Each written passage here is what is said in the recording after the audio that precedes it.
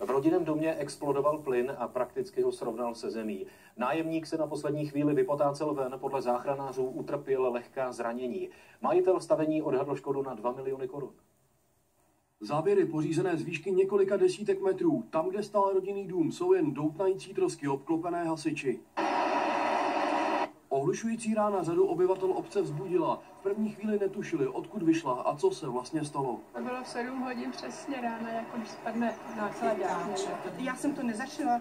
Dcera říkala, já jsem si myslela, že tady spadlo letadlo. To byla rána, to bouchalo, to bylo hrozně. Dům se začal sunout k zemi, po několika minutách z něj navíc vyšlehly plameny. Zevnitř se vypotácel otřesený nájemník. Byl v šoku, protože byl pohořený.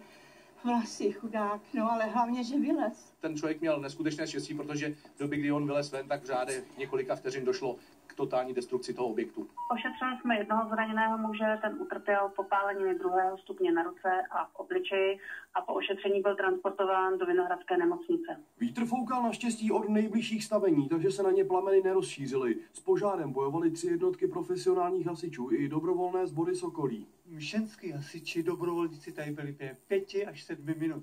Jak je vidět, z domu zbyl pouze komín a jedna z obvodových zdí. Hasiči rozhodli, že je těžká technika bude muset strhnout. Příčinou výbuchu je zřejmě únik plynu z tlakové lahve, kterých bylo v domě hned několik. Potvrdit to ale musí vyšetřování, které potrvá nejméně několik týdnů.